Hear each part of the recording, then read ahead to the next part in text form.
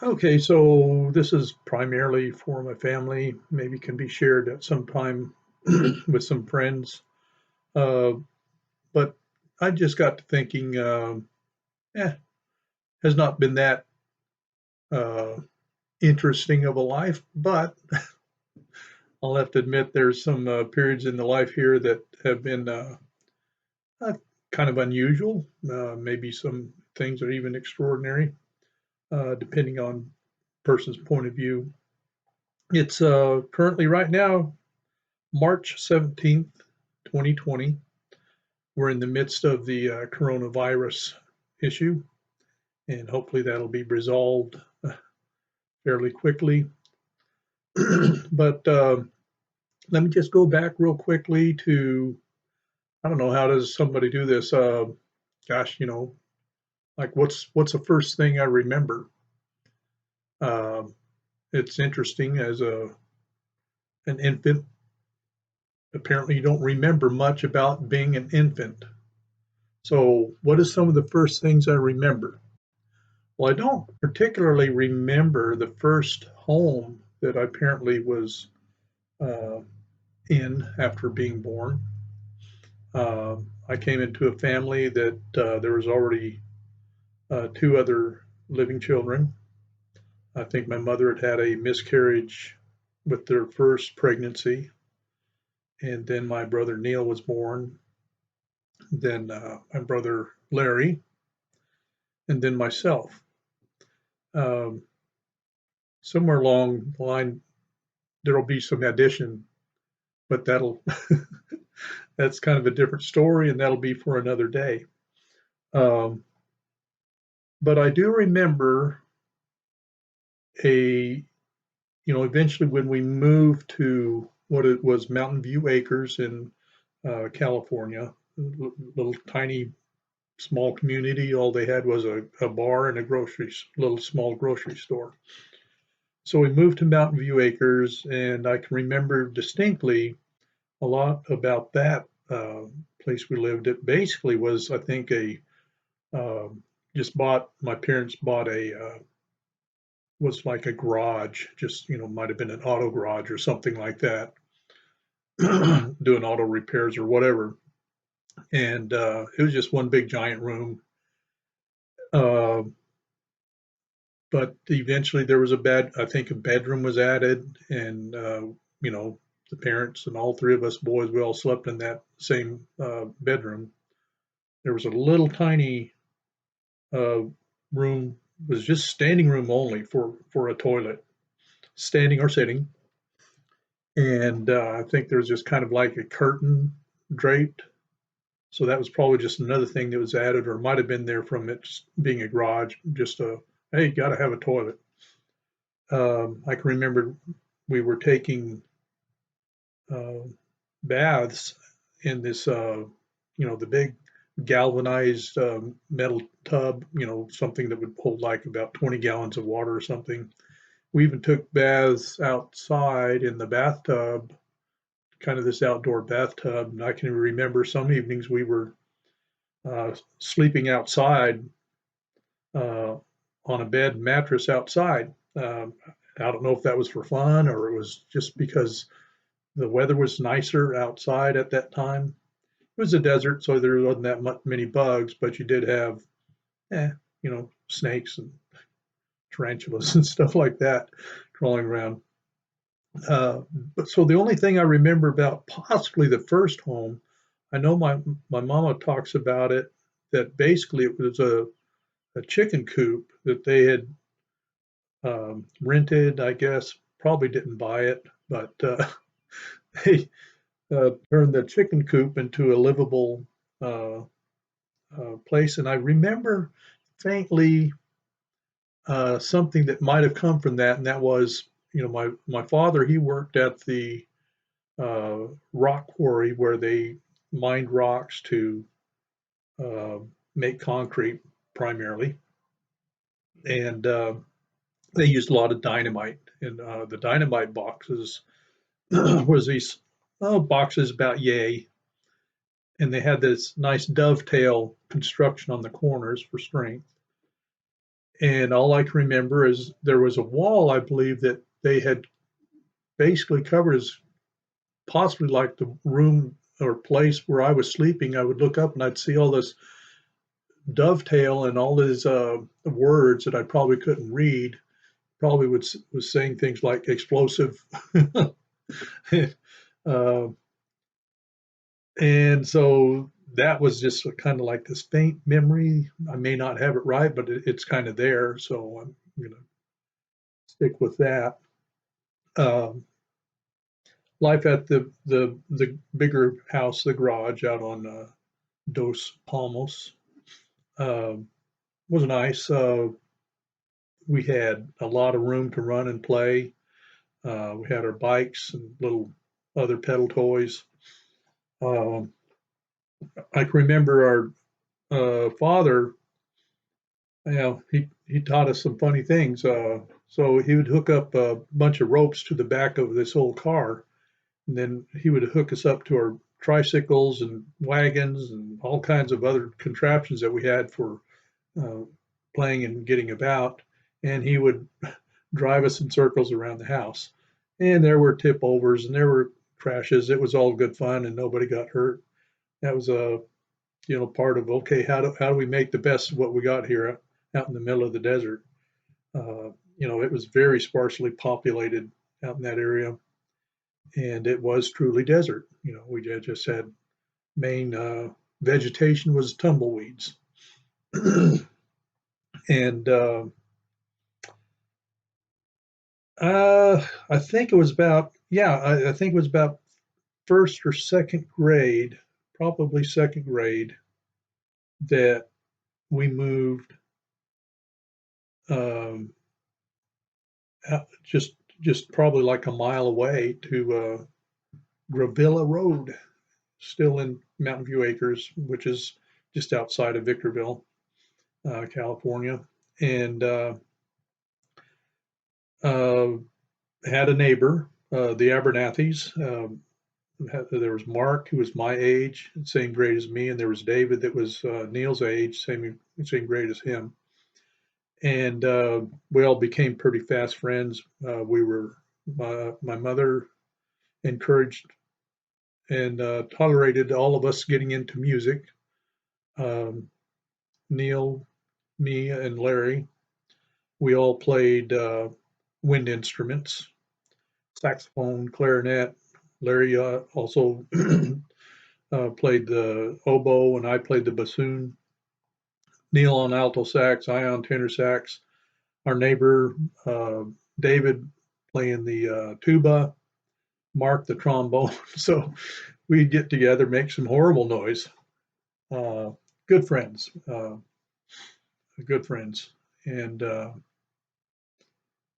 the I can remember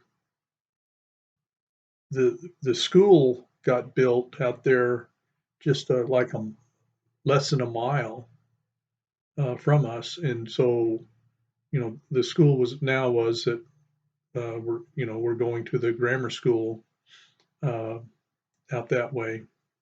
Now we had a dog. The first dog actually got it down at the big house, the big garage that we lived in. Um, I think my mother had found this German Shepherd out in the desert somewhere, just emaciated, sickly looking thing. Somebody had probably abandoned. And so she brought the thing home, having the heart that she had. And we nursed her back to health. And she came a pretty good, loyal playmate with us, always at our side. But she, for whatever reason, picked up this habit of always got to have a big old rock in her mouth. I mean, talking rocks bigger than your fist. And she had carried that rock around. And at some point, of course, she had worn her teeth down to where they were all just like flat at the gums. And her tongue would just then had no teeth, I guess, in a dog kinds of keeps that tongue in there. And now the tongue would just hang out to one side or the other, especially when she's carrying a rock. She got the rock, got the tongue hanging out. And that was just Rennie. And that was her name that we gave her. And she would follow me to school because it was just walking distance, not but a quarter, maybe a third of a mile away. And she would, Rainey, go back home, go back home. No, she'd follow us to school. And she was a very playful dog and she loved being around the other children, but she would want to wrestle with the boys, and the boys liked to run and let her chase, and then she'd get a hold of them and gum them, chewing on their legs, and her gums were bleeding and stuff. So we had to do things to just eventually stop her from following us to school because that was a problem. And during that time, also on Gravilla Road, we started getting into poodles. So my mother brought home one day a little poodle puppy, cutest little thing. But as it grew, it became less and less poodle, and obviously had some kind of wired hair terrier or something in it because it was just, I hate to say it, just kind of an ugly dog. And so she had gone back to the breeder, and the breeder goes, "Oh my goodness, that's not right." She says, the mother must have got mixed in with the rat terriers over there or something. And so she offered to take the dog back, and we'd already fallen in love with the dog, so we kept Peppy and ended up getting some more poodles. And I can't remember now how many, but yeah, I think there was a Gidget. I remember Gidget. So growing up with dogs, that's always been a deal, a constant thing of having dogs. Uh, the My father, he worked at the quarry, the plant, uh, gosh, like 20 or 30 miles out in the middle of nowhere, the middle of the desert, and basically this big rock mountain. Um, he worked a drill rig. They would be at the top of the mountain drilling near the cliffside these deep holes that they would then put lots of dynamite in these many holes and just blast the face of the mountain away. We even got to go up there once and spectate and see one of these blasts, and it's pretty extraordinary. Makes a big cloud of dust and a big old wall coming down in big boulders. And that's all just to make concrete. And almost every friend that we knew, uh, the Johnsons, um, Dick Hug, uh, I think even Bud Alexander. I think he worked at a different plant, but still was in blowing up rocks and making concrete.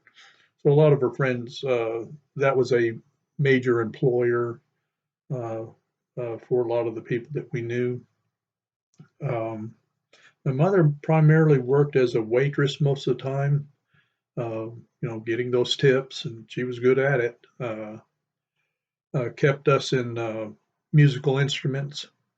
Uh, she attended every musical thing that we would do, a concert, a parade, or whatever. My father, not so much. He, I think that the job that he had, it was long, hard hours, and the only relief from that when he got home apparently was beer. And he'd have him a few beers in the evening, and come the weekend, it was, real beer time, maybe sometimes a case or more. Him and uh, other buddies going down to the Mojave River and just sometimes spending a whole weekend just on kind of a drunk. I I laugh. Some of it was funny, but I look back and there's a lot of it brought a lot of sadness and troubles within the family. The alcoholism. Another fun thing during that period of growing up was, although I didn't get to participate, but for my mom and pop, this was a really neat, good activity they got involved with, and that was go kart racing had started. And they had bought this little go kart that was they had never even heard of racing them. It's just like, oh, let's go out to the dry lakes and we'll, buzz this thing around. And it was no speedster, but I can remember those days. And then other people are showing up and they're setting up these tires to go and race around. And pretty soon, somebody built a racetrack out at a place called Dead Man's Point. It's just outside of Apple Valley, if I remember correctly, somewhere out that way. And the racing became official. And pretty soon they've got a actual racing cart. And at that day, yeah, they were, starting to up the horsepower and a little bit sleeker machines, but nothing compared what they're racing today, that's for sure. And I mean, they got good at it. My mama and my daddy would win almost every race that they went to, as well as Neil. He was racing. Now, I don't know that Larry ever raced. I know he got to do a little bit more, just probably recreation riding. I don't think he was of the age to race, and I think I got to drive the early go kart once around the track at Dead Man's Point, and I did pretty good. I made it all the way around. I was probably maybe, I don't know, maybe 4 or 5, and I can remember coming into the pit area, and I just couldn't get my foot to press the brake all the way, and I just rammed into some idiot that thought it was a good idea to have a wine bottle full of gasoline, and I crashed into that and gasoline all over the place. I'm just glad we didn't set me and other things on fire. So that was my one and only go-kart ride that I can remember. Um, so yeah, there were some good times. There were some tough times because I know probably anybody that has a person in the family that has a severe problem with alcoholism, there's going to be issues. And, we saw issues growing up between my mama and daddy. And